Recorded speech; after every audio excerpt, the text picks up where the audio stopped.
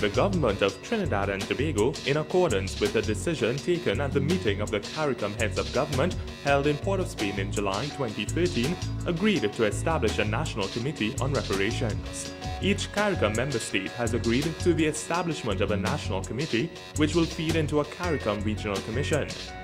This exercise involves the gathering of information on the effects of European genocide against the indigenous inhabitants of the region, the slave trade in and the enslavement of Africans, and the colonization of the countries in the region.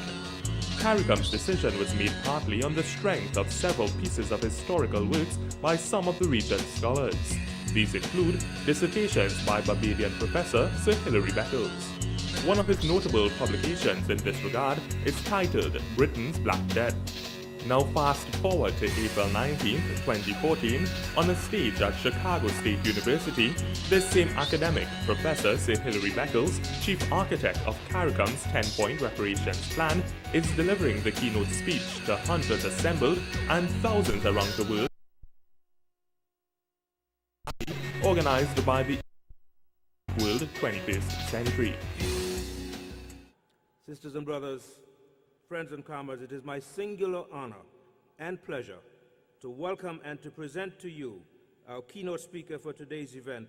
Give it up for Professor Sir Hilary Beckles.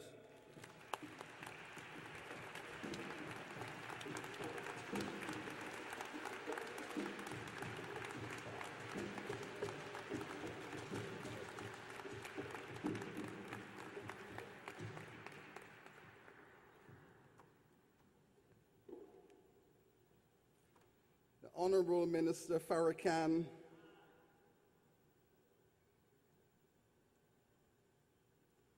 our departed Honorable John Conyers, President of this distinguished university, President Watson, Ambassador King, Reverend Wright, and all of my colleagues and the head table, my former colleague, Professor Bernard.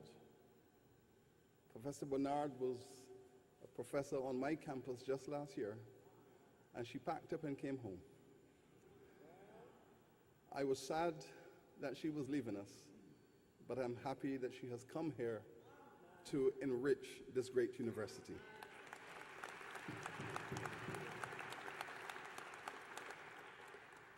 As you have heard, I am here to represent my comrade, Prime Minister Dr. Rav Gonsalves. Just a week ago, I was at Morehouse College in Atlanta speaking to students about reparatory justice. And I received a phone call from him indicating to me that he wasn't well and I ought to go to Chicago to be in his stead. I told him I was very tired and could not do so. He responded by saying, and that is precisely why I'm sending you, because you are tired and you need to go and revitalize yourself in Chicago.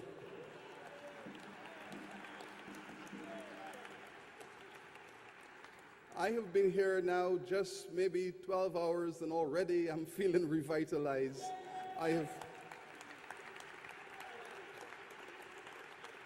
I've met so many wonderful people,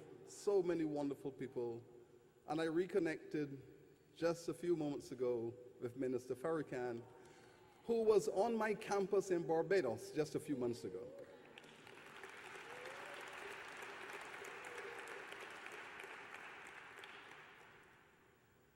Prime Minister Gonsalves is one of our contemporary prophets. I was a young academic when he was my senior professor. He was the leading political scientist on my campus. I was a young historian finding my way. And so when he called, I was really sent. And so I am here to honor him and to thank him for the work that he has done on our behalf.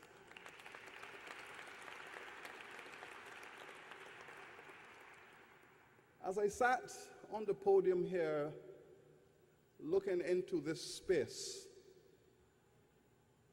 what came to me was the concept that we are really right now here at this moment in the belly of a slave ship.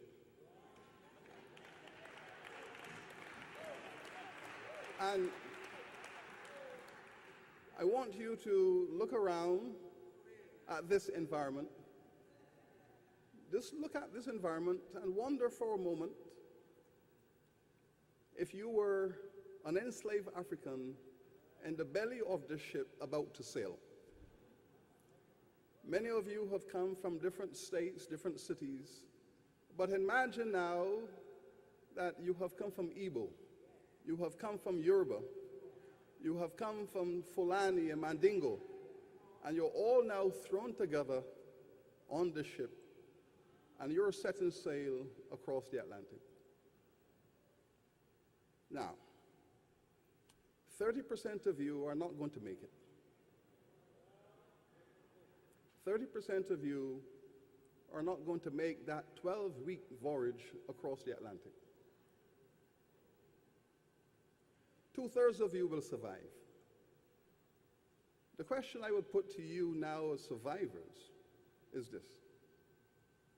I wish you to imagine that all of these folks behind you here are your descendants. You have all passed on to the great beyond, and these are your great-grandchildren. So you were passed on, and you're up there in heaven looking down on your children. The question I put to you then is this. What would you wish us to do? What would you wish us to do for you? Yeah, that's good. How would you wish us to respect your history, to honor your memory,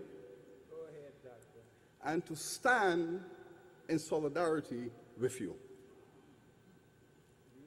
I am sure that each of you, looking down on us, would say to us, it is a matter of pride and of dignity and of self-respect that you seek reparatory justice for us. Yeah.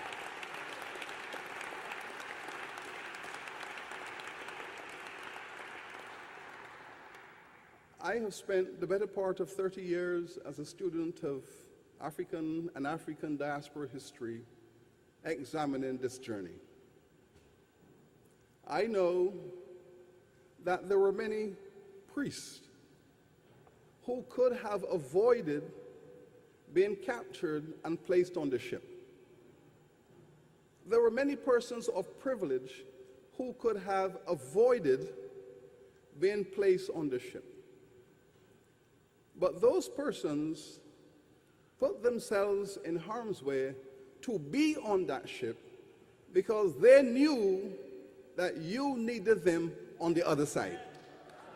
On the other side. Because they knew that without them, you would be lost.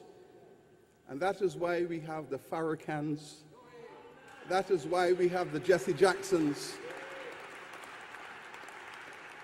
who have put themselves in harm's way to be able to speak to you and what is in your interest. And we thank them, Reverend Farrakhan, Reverend Jackson, Reverend Wright, Minister Farrakhan. We thank them for guiding us and for leading us. I have no doubt that this movement for reparatory justice for the people of Africa will be the greatest political movement of the 21st century.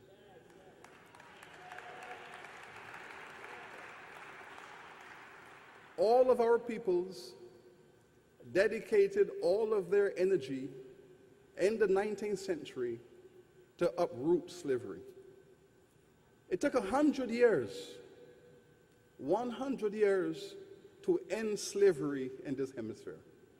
First, the great people of Haiti ended it by revolution.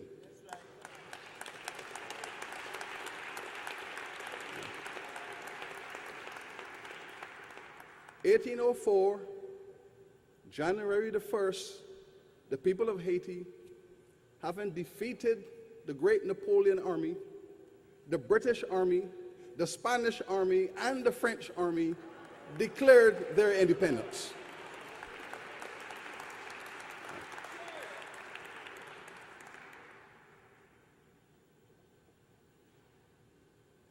They could have called that country, they could have called it Little Nigeria. They could have called it Ghana. They renamed it Haiti, which was the name of the indigenous people that have given to that island. And here was an African government in Haiti saying to the people of Haiti, before our struggle, the native people fought. Our struggle was a continuation of their struggle, and out of respect to them, we are going to rename this country Haiti in honor of them.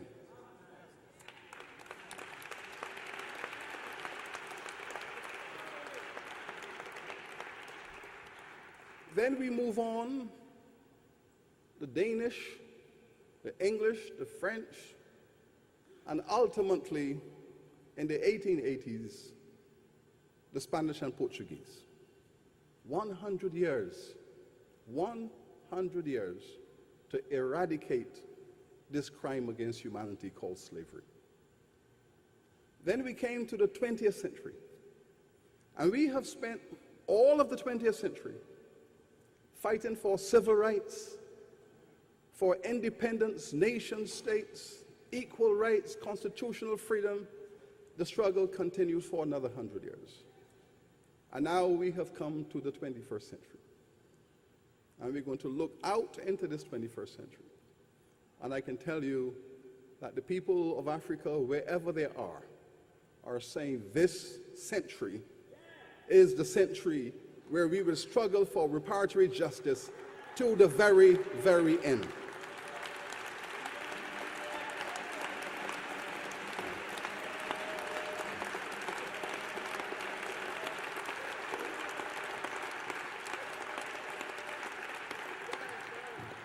And this is going to be a global struggle. It is going to be a global struggle because the crime against our people was a global crime. It took place everywhere. Everywhere on this planet. There were African slaves, enslaved Africans, scattered to all parts of the world wherever cheap labor was required. Free labor. Wherever. Ever.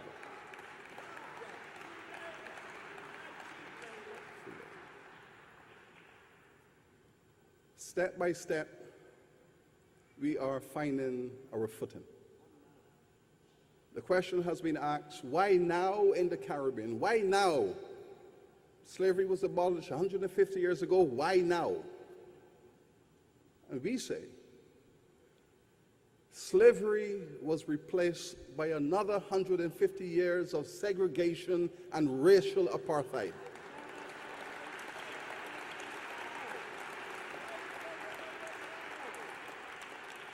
So as the slave owners celebrated their legislation of emancipation, they wasted no time putting in place apartheid.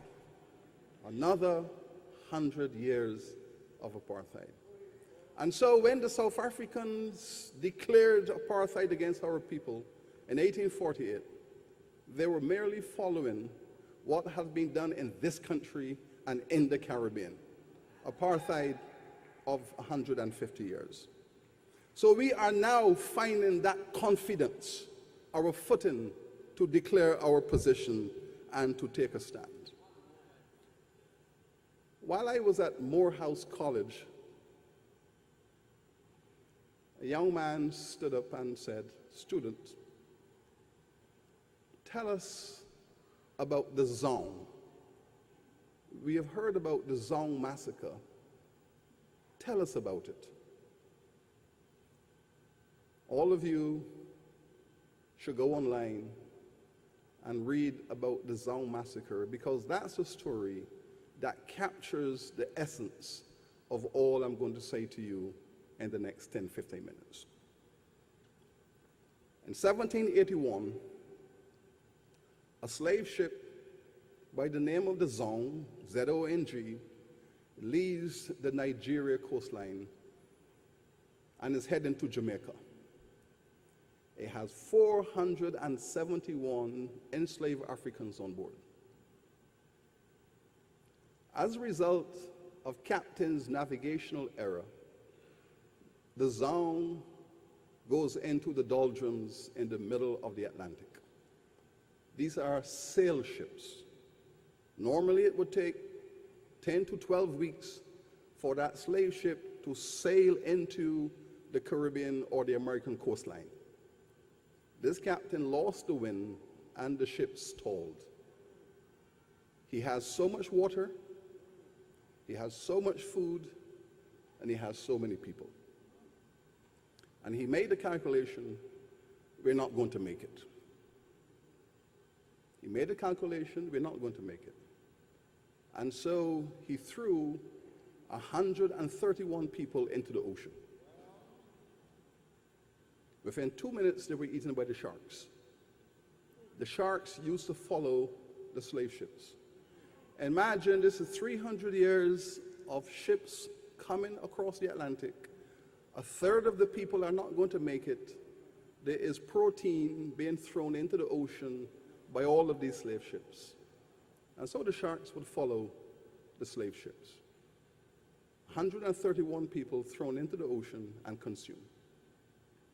The ship goes back to England, and he claims insurance for the loss of his property. That was the calculation he made. It is better to throw them overboard and claim the insurance than attempt to make it to Jamaica. There were some people in England who felt that this was a murder and a mass crime and took to the streets in protest that this is a case of murder. The insurance company says, we will pay the insurance, but we need a ruling from the court. The case goes into the British High Court. Sitting in judgment in that case was Judge Mansfield.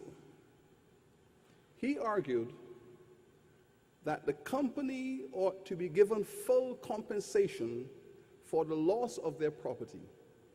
This is not a case of murder. This is a case of the loss of property. These people, the judge said, are not human. It would have been the same, he said, had there been so many horses thrown into the sea. Pay the company their insurance. That case has become the standard case in British law, where the judiciary and the government decided in law finally that black people are not human, they are property, nothing and no more. When we speak, therefore, of reparatory justice, the depth of that claim goes beyond economics and finance.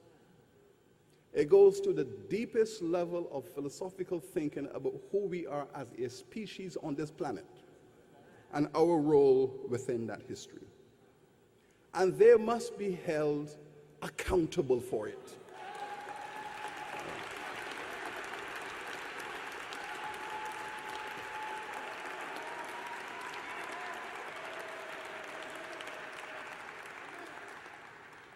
If we, as your children on this platform, do not hold those who committed these crimes accountable, you will look down on us with shame.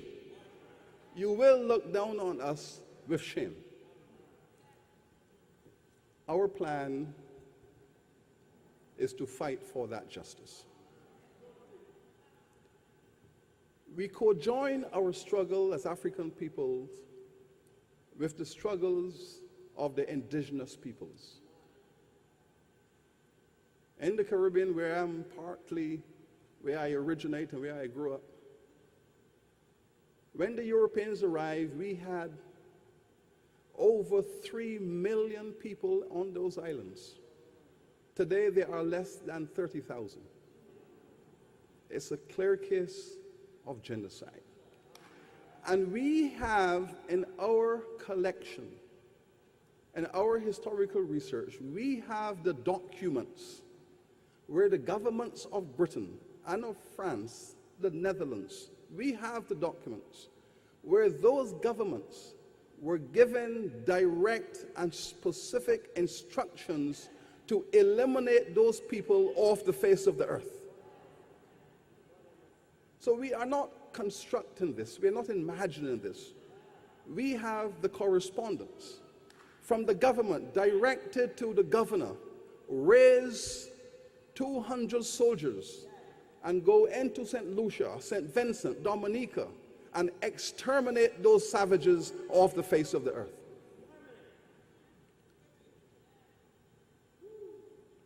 The British, they brought 6 million Africans into the Caribbean. 6 million Africans into the Caribbean. At the end of slavery in 1838, there were 600,000 left. How can you bring 6 million people into a space, and after 200 years, you have 600,000? That is also a case of genocide. And we tend, as scholars of slavery, not to speak of slavery as genocide, but that also was a genocidal aspect to that process. On the island of Barbados, where I'm from, the British brought 600,000 Africans into that island. 600,000 Africans into one tiny island. At the end of slavery, there were 80,000 left. 600,000 reduced to 80,000. Worked to death. Worked to death for the empowerment and enrichment of criminals. And they must be held.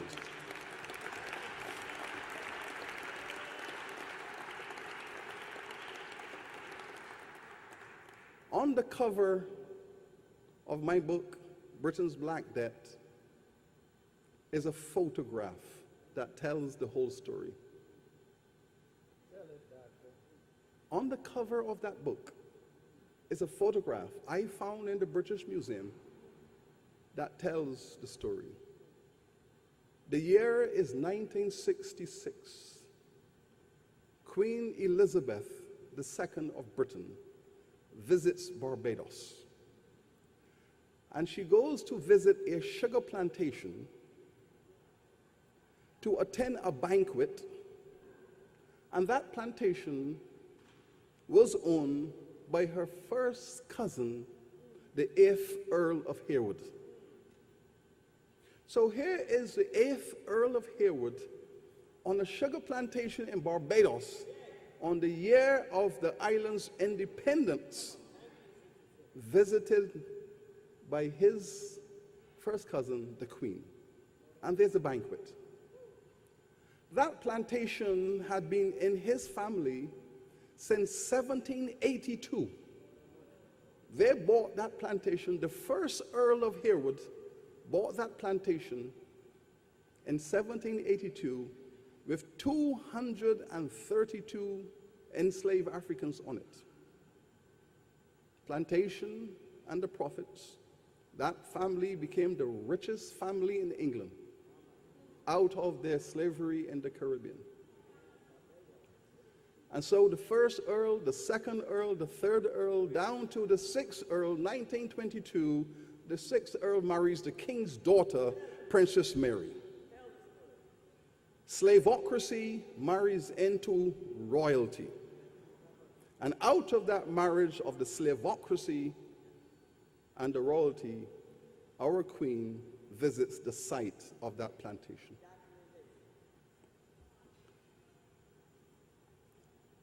If you ever go to England,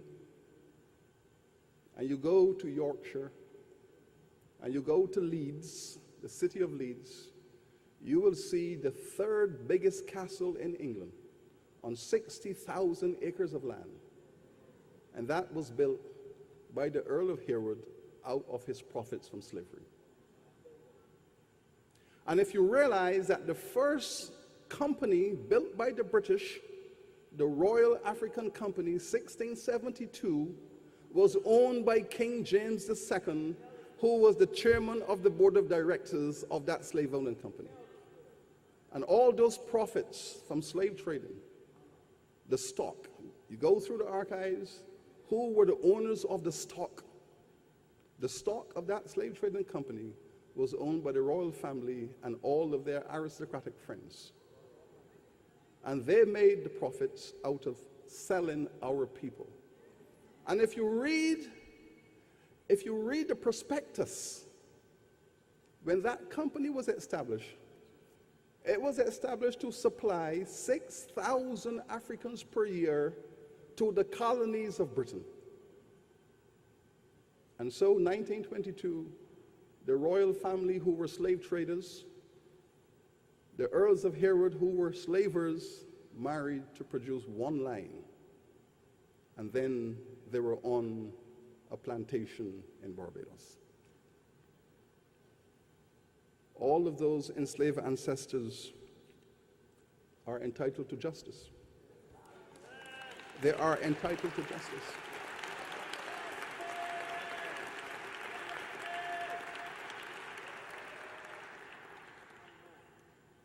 A few weeks ago, I was in the UK and read the story, the confession of one of the finest British actors today, Benedict Cumberbatch. How many here of you know him? This is the man who also starred in 12 Years a Slave, who was the character, the so-called liberal-minded slave owners, which of course is a contradiction. And those of you, the younger folks who are followers of Star Trek, this is the character who played Khan, the villain in Star Trek. Brilliant, brilliant actor. He told his story to the British media. I am aware, he said, that I have inherited the wealth of my slave-owning ancestors. I am aware, and I am ashamed of the fact that my slave-owning ancestors made a fortune out of the enslavement of African peoples in Jamaica and Barbados, and I have been the beneficiary of that. I have been to the finest schools in England. I've inherited millions, all out of the profits of my slave-owning ancestors, and I am ashamed of all of this. He said, my mother told me to change my name because Cumberbatch in Barbados is a well-known name of slave owners. And so I was stunned by this because my grandmother was a Cumberbatch. My great-grandmother was a Cumberbatch.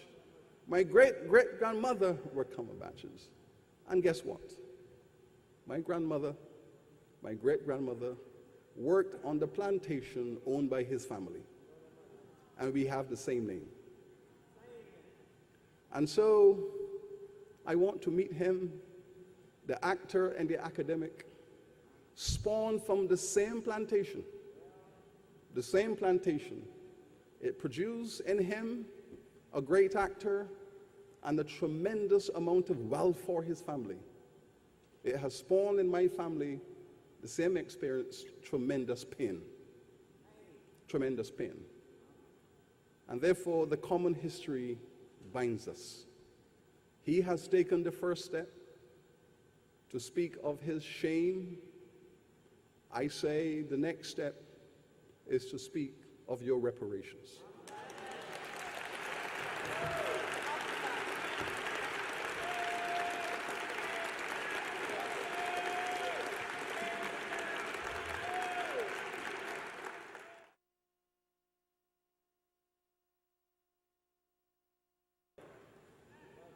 The people of the Caribbean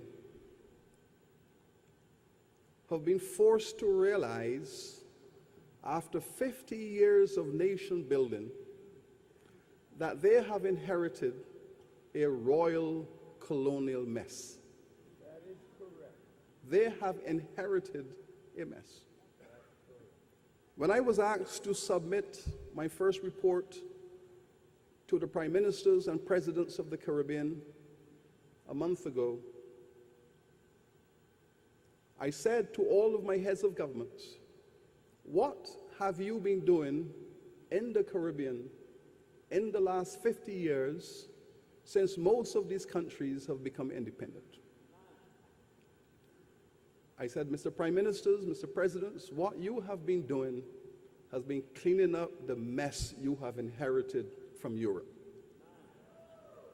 And with your greatest efforts, you are not going to be able to clean this mess up unless those responsible for the mess are brought back to the table to discuss that mess.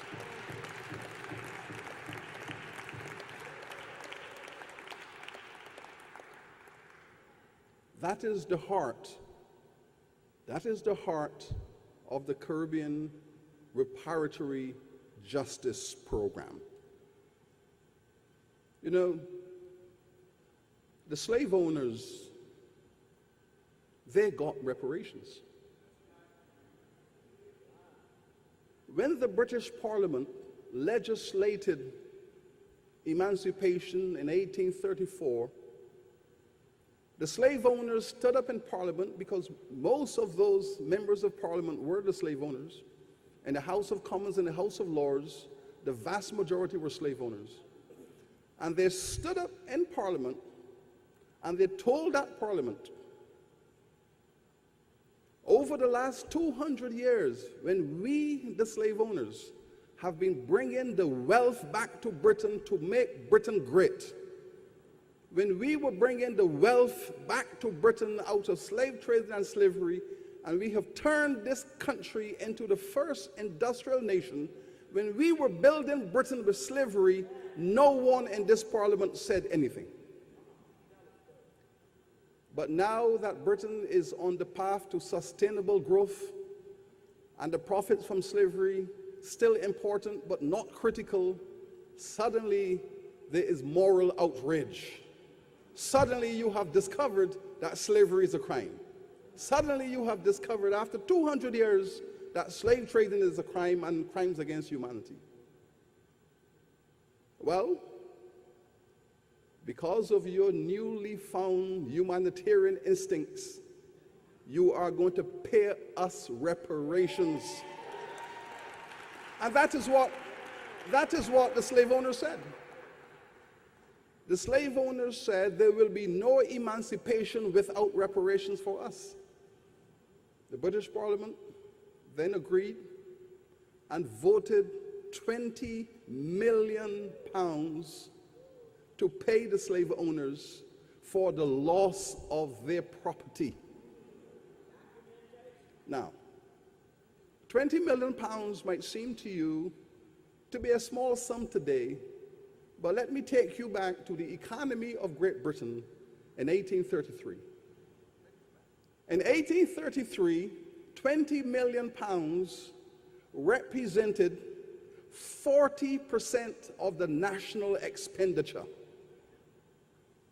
40% of the national expenditure for that year went to compensate the slave owners for the loss of their property. They raped their own treasury. That 40% of national expenditure is greater than Obama's stimulus packages combined. That is what they got for themselves. 40% of their expenditure. Now let me tell you how much that is today. £20 million in 1834 is 76 billion pounds today. In today's money, 76 billion pounds. That's what they got for themselves.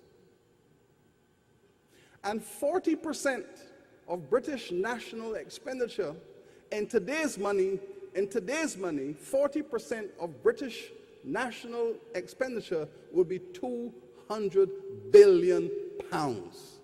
That is to give you a sense of the magnitude of what the slave owners got for their own reparations. Now, you are our enslaved ancestors. Don't forget who you are. That's the role you're playing tonight. You got nothing. But you stood up and you said, how about us? We have the records of the enslaved population sending petitions to the British government.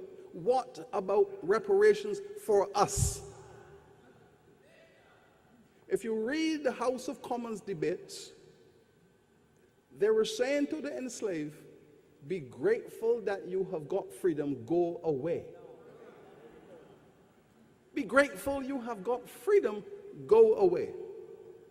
And be vigilant that we do not reintroduce slavery. Be vigilant. And bear in mind, this is what the French government had done. The French government had abolished slavery in 1794 and reintroduced slavery in 1812. Reintroduced it. So don't think that emancipation was stable and secure. You live in fear of reintroduction. That was always there. The first 3 generations of free people lived in fear of reintroduction. It had happened before. It could happen again. And if you consider then that the slave owners got their reparations and we have got nothing, it is because, following the Zong case, what the governments of Europe have said, you are not worthy of it. You are not deserving of it. And understand, there is no people on this planet thus far, and we have looked at all of the cases of reparations. Weak people do not get reparations.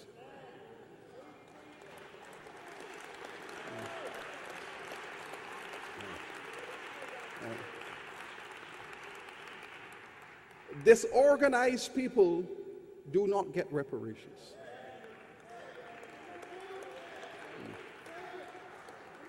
People without discipline do not get reparations. So if you are going to commit to the reparatory justice program, you need, as a people, all over this world, all African peoples, we need to be organized, we need to be disciplined, and we need to respect ourselves.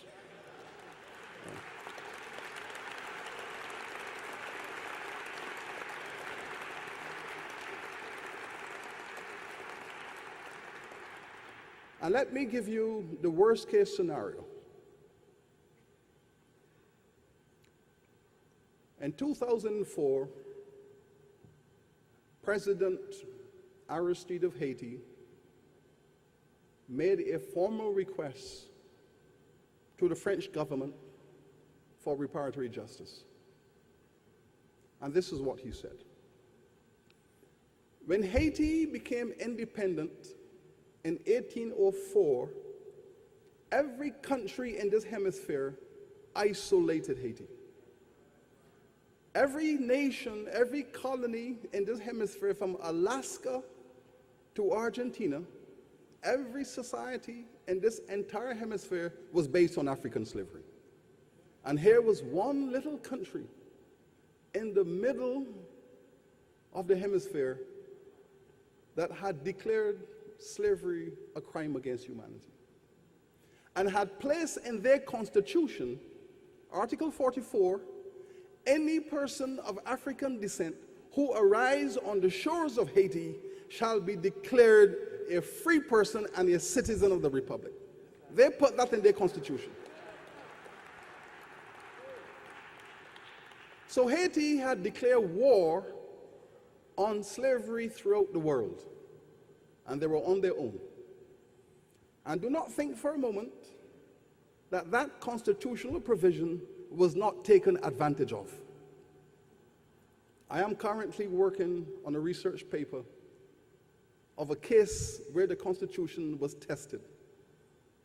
1816, a group of 17 Africans in Jamaica at Port Royal stole a ship and sailed to Haiti. Stole a ship in the harbor and sailed off to Haiti. Arrived in Haiti and were declared free persons and citizens. The government of Jamaica, the colonial government, wrote to the president of Haiti, President Pétion, and demanded the return of the property of Jamaica. President Pétion wrote back and said, "Dear Governor, the ship is in the harbor, come and get it."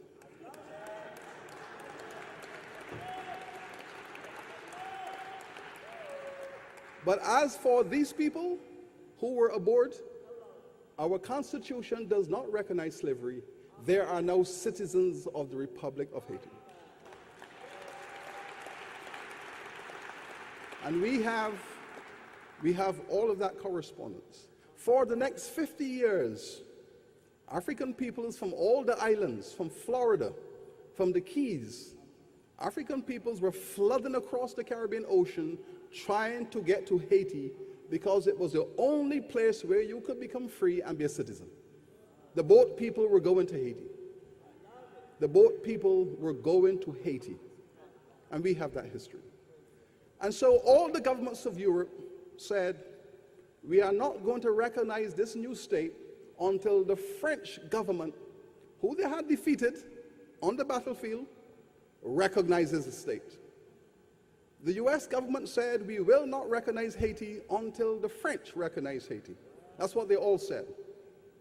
And so, in 1825, on the 21st anniversary of nationhood in Haiti, the Haitian government had a decision to make.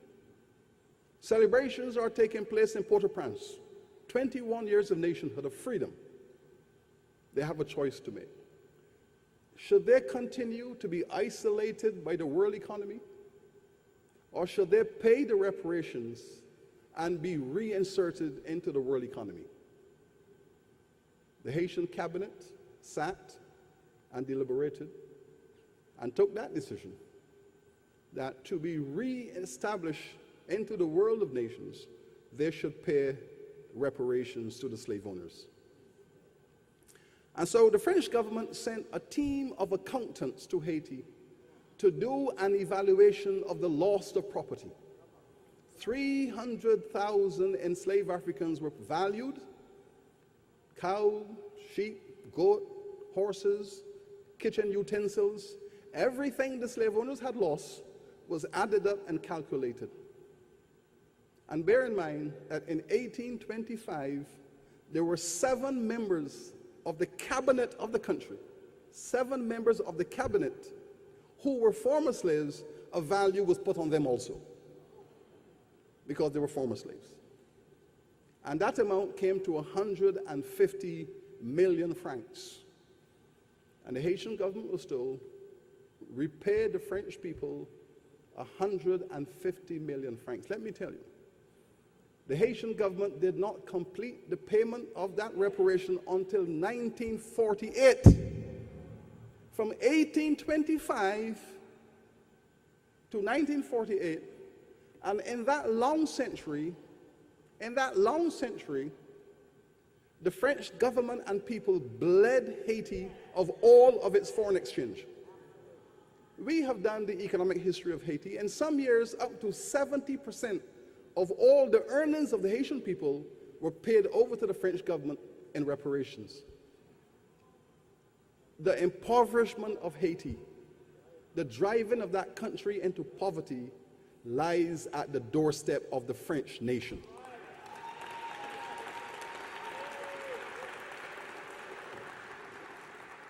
And so, President Aristide, in his rightful manner, asked the French government to repay that money that was criminally extorted from the people of Haiti.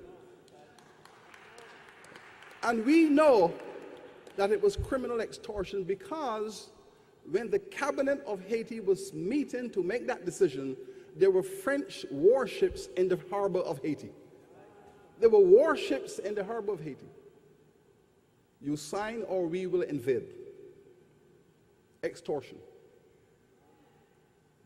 The contemporary value of that money, today's value, is worth 21 billion US dollars. That is what that 150 million paid over 100 plus years is, $21 billion. And so President Aristide said, we're not asking the French government for what is yours. We're asking you for what has been taken from us. Please repay that. The French invaded Haiti. Aristide was overthrown, and the rest is history. But the people of Haiti have not given up, because when the heads of governments met to approve the CARICOM plan, President Martelly of Haiti was standing there voting in support of this.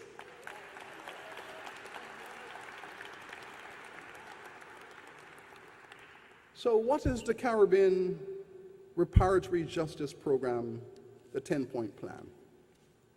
This document is on the internet. It's a plan which says we are going to redefine the reparations movement. It is not about standing on street corners expecting handouts from anyone. It is not a mendicant plan. It is not a plan that allows us or insists that we must bend and bow to anyone. It's a plan that has within it the pride and the principles of dignity and self-respect of our peoples. And so we say, we are going to link reparations to our developmental needs as a people. It's a development paradigm to rebuild our communities, to rebuild our people, and to get the resources that have been stolen from them to be brought back to help with their development. The first item on the agenda, the first point, is where we must begin. There must be a formal apology. First item. First item. All of the governments of Europe have issued statements of regret. We regret what we have done. Well, you know the difference between a statement of regret and an apology. If I step on your foot, I can look at you and I can say to you, I regret stepping on your foot. Now go away and leave me alone. You can ouch if you wish, but I'll walk away. I regret this. Go away and leave me alone. I apologize. I say to you, I apologize. I have caused you pain. I apologize. I will take you to the hospital if you need to be taken. And if you need surgery on your foot, I am willing to work with you to restore your health. That is what an apology says. And one would imagine, therefore, that every government of Europe that functions in the world of diplomacy will be willing to rise up and take responsibility. We need to help them to do the right thing, because the right thing must be done.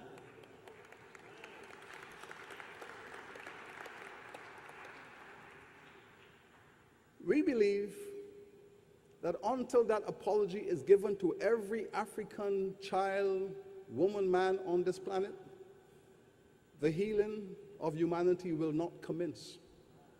We can camouflage it, we can put a plaster on the sore, but that wound is not going to heal until that apology is made. And we know that.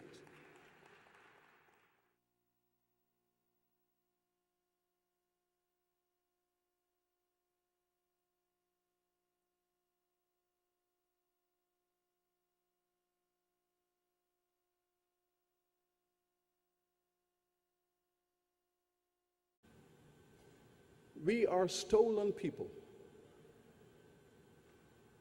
The 30 million Africans shipped across the Atlantic are stolen people. Stolen people have a right, if they so desire, to be sent back into the space from whence they came. And there are many Africans in the Caribbean, in America, who have opted to return to Africa. There are 7 countries at the moment in Africa that have declared their willingness to reintegrate diaspora Africans back into the continent. At the end of last year in Ethiopia, I visited the town of Shashamani, where there are 30,000 of you back in Ethiopia living. 30,000. The government has made provision to give you land, but you still have to make your investment in your travel, in your settlement, and all of the challenges associated with healthcare and education. You still have to meet those. We say the governments of Europe have stolen these people from Africa and must put in place a repatriation program to fund the resettlement of all those who wish to return. This is very important indeed. For 100 years, while the Rastafarian peoples have been speaking about reparations, many of us were silent. But they were the ones who kept the flame alive. And that is why we pay respect to the Rastafari for standing up over the years.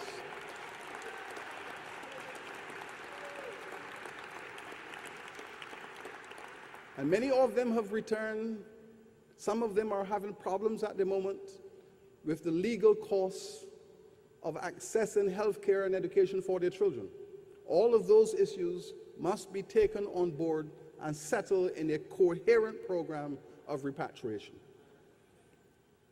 The third item is a settlement for the concerns of the indigenous peoples of the Caribbean, who they call Caribs and Arawaks, who were exterminated and who are now living in a few what you call reservations. The government of St. Vincent and the Grenadines have done a great job in rehabilitating those indigenous peoples into the society. So has Dominica. On my campus, each year, the Caveville campus, we issue 10 full scholarships to indigenous peoples every year to come to the campus and pursue their academic studies. And I can tell you this, the first time that most black students have ever met indigenous peoples is on the Caveville campus. Most people in Jamaica and Barbados have never met indigenous peoples. And now they meet them as students in the dormitories, in the classrooms. One of them did so well, brilliant first-class honors in law, went off to law school, and now she is the Attorney General in Dominica. The first indigenous woman to hold an office in government since the independence period. So we are going to rebuild them. The British government has a responsibility to fund a program for the rebuilding of the welfare of these indigenous peoples. Our fourth item relates to cultural institutions. You know, I attended high school in England. Most of my family, they're still living in England. We were part of that migration of the 50s. Could not get jobs in the island. Half of my family came to North America, the other half went to England, all looking for jobs. You could go to England today and go into a state-of-the-art multimedia museum dedicated to the education of school children with respect to the history of the African enslavement. Brilliant facilities in Liverpool, in Manchester, in Bristol, in London. School teachers can take hundreds of kids into these facilities and educate those children about the horrendous nature of this history. They even have slave ships in the museum where you could enter it and feel a simulation of what it's like to be on a slave ship. All of that exists in Britain, and there isn't one in the Caribbean. Not one, and the Caribbean is where the crime was committed. Am I going to ask the government of Jamaica, that has all the problems of developing their economy, Barbados, Trinidad, St. Vincent, to take $30 million to build such a museum? The British government has to build those museums across the Caribbean. It is their responsibility. Then there is the case of public health. Let me tell you this. The image you have of Caribbean peoples, and you would have heard that at the moment, the fastest man in the world is Jamaican. The fastest woman in the world is Jamaican. The second fastest man and the second fastest woman. And the image you have is that Caribbean peoples are super athletic. But let me tell you this. If you strip off the veneer of the sportsman, and if you use the criterion of chronic diseases, hypertension, high blood pressure, and type 2 diabetes, the black people of the Caribbean are the sickest people on earth. We are the sickest people on earth if we use the criterion of hypertension and type 2 diabetes. There is an epidemic in the Caribbean. 60% of all black people in the Caribbean over the age of 60, 60% of all the black people in the Caribbean over the age of 60 have hypertension, diabetes, or both. It is an epidemic that is outstretching the capacity of these governments to control. It has to do with that stress profile of slavery, apartheid, colonization. If you take a people and for 400 years you enslave them, you rape their women, you sell their children, then you subject those people to apartheid, at the end of that, what do you expect? What do you expect? What you have is an explosion of chronic diseases. But we say, okay, slavery is over, but we are now in the jet stream of the consequences. We are now in the jet stream, and we are sick.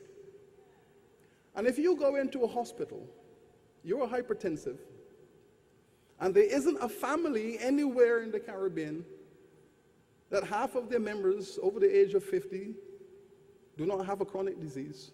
And let me tell you, the only other place in the world that has the same health profile as the Caribbean is the state of Mississippi. For the same reason, for the same purpose, for the same reason. The same reason. Denigration, exploitation. And if you go into a hospital with hypertension, they will give you medication. There are probably about 6 or 7 different types of drugs that they will give you. But you know what? They don't work very well on us. Because they are clinically tried on white folks.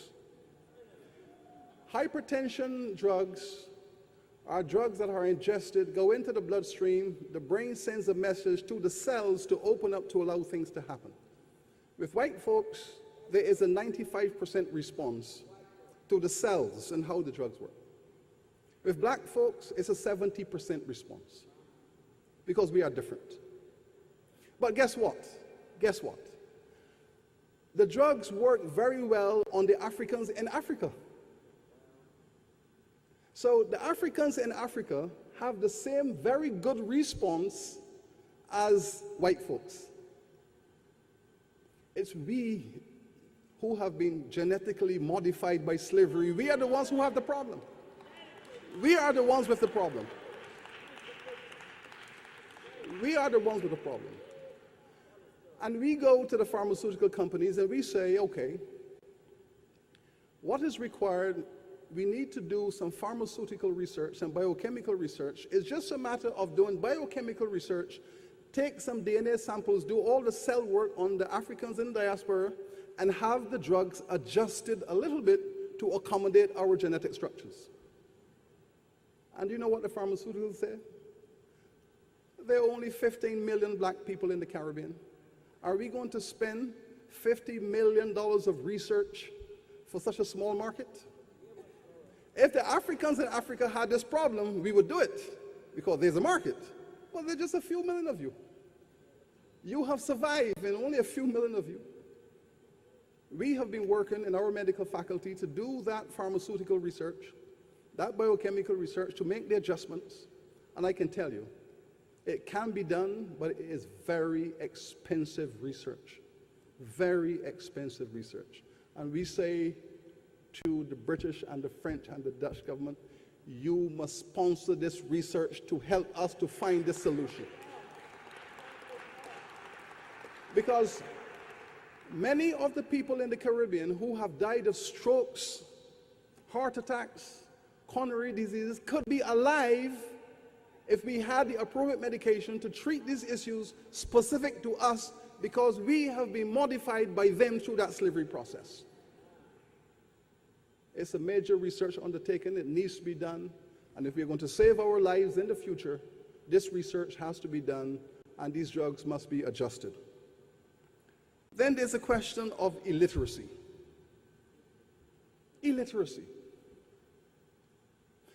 Take Jamaica, for example, as the largest society in the English-speaking nation of the Caribbean. Some 3 million Jamaicans at the moment live on that island. The British took Jamaica in 1655 and ruled Jamaica from 1655 to 1962, when it became independent, 300 years.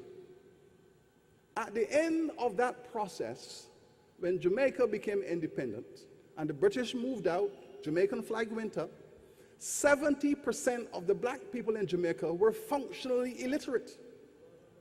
They left after 300 years, having taken all the riches out of Jamaica and used the people for their enrichment.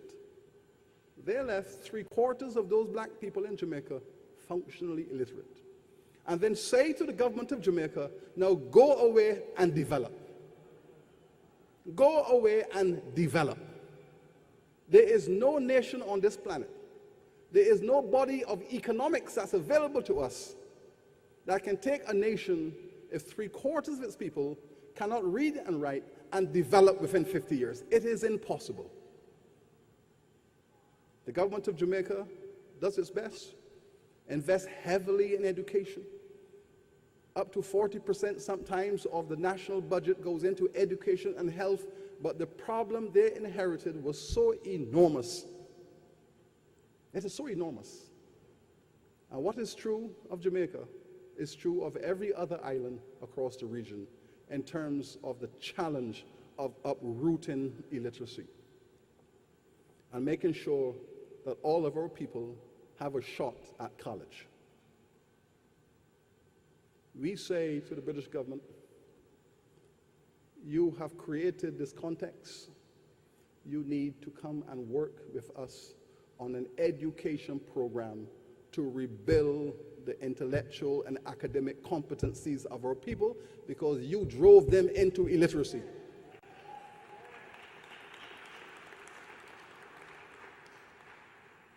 Then all across the Caribbean, and also I have noticed recently in West Africa, there is something called skin bleaching, where black folks are bleaching the blackness out of their beautiful skin. Across the inner cities, we see black folks psychologically impaired and bleaching the beautiful blackness out of their skin, because the world continues to tell them that their black skin is not beautiful, and that they're not going to progress in the world with their black skin. They're not going to rise up through the business sector, the academic sector, the church. They're not going to rise up through the systems if their skin is too black. Recently in Trinidad, there was a public conversation where it was said that the leader of the opposition is too black to be prime minister. That conversation was taking place.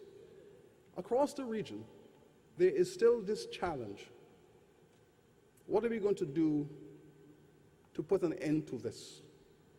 We say what we need is the 8th item, an African knowledge network.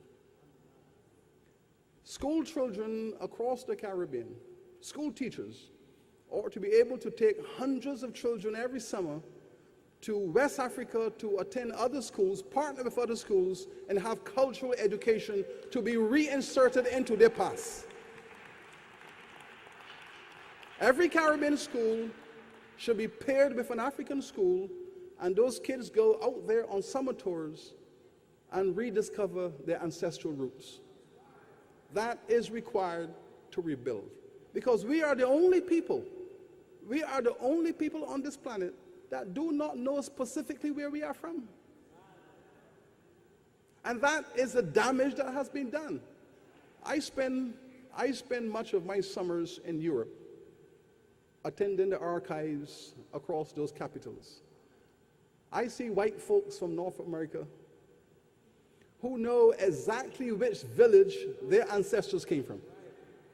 They know which village in France, which village in Germany, which village in Poland, in Greece, in England, in Ireland. They know exactly which village their ancestors in America came from, and they go to visit those villages. You cannot visit because you don't know anything about it. And therefore, we are in a specific and peculiar problem of having a unique challenge of not knowing exactly where we are from. But a general view would do. A general view would begin with. A general view. Because you know what? The new technology, the new DNA technology, will help us to narrow this down into the communities. We will know. We will know. We will get there. But we need a program to move the next generation of young folks out of this hemisphere on regular educational trips. And again, we say that the British and the French and the Dutch and all of those slave trading nations have to pay for this. And so we have put together this 10-point plan. This 10-point plan. The final item is debt cancellation, because we know that our governments have found themselves with tremendous fiscal gaps, largely because, as I have said, since the independence period, they have been using public expenditure to clean up the mess that they have inherited. Health, education, backward agriculture, all of that have driven most of our countries into a fiscal deficit, trying to develop to give people a shot at a better life. And we have put this plan together, and the heads of governments have said that shortly they are going to be writing to all the governments of Europe to invite them to a summit to discuss this 10-point plan.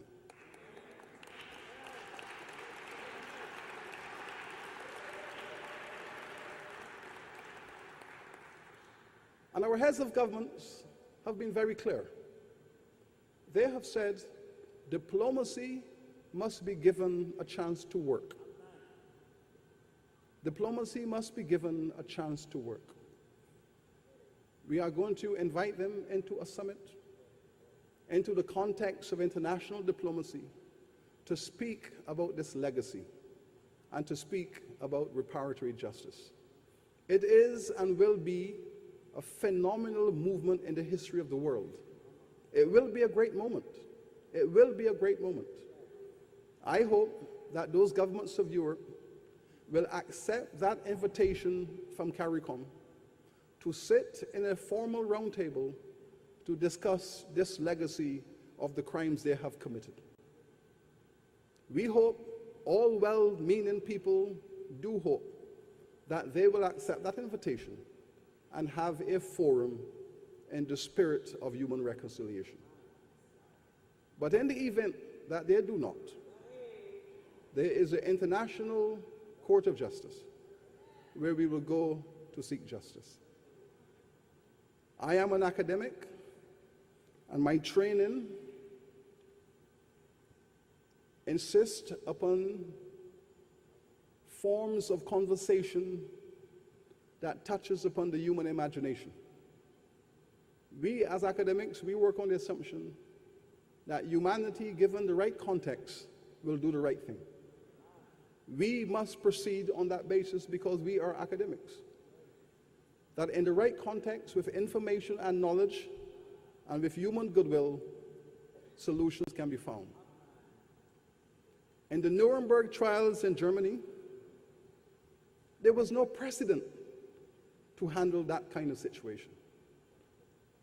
The Germans had decided, the Third Reich, to march millions of black peoples, Jewish peoples, and gypsies into those concentration camps. There was no law, no court with any background history on how to handle that case. But the judges of the world were creative. And I have great confidence in jurists, to creatively find mechanisms and machinery to achieve objectives that are required for the moment. I do believe that. Absolutely, I do believe that. That systems can be found to bring justice. When I read the conversations in the British House of Lords in 2008 discussing reparations, it saddened me that the one black member of the British House of Lords, Lord Morris of Handsworth, stood up and told the House of Lords, my ancestors were enslaved in Jamaica. I know the pain and the horror of growing up in that legacy. But this crime that has been committed against the African people is so large. It is such an international crime that I cannot imagine any system of law or diplomacy that could bring justice to such a crime. And I say to Lord Morris, I can imagine it. Yes.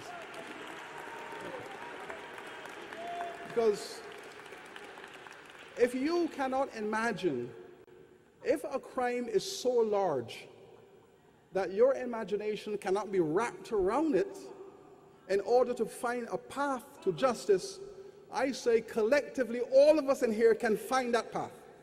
We can find it. So no crime is too large. No crime is too large. And this crime has been the greatest crime of the modern era. And all of us will work together to find a way forward. I thank you so much.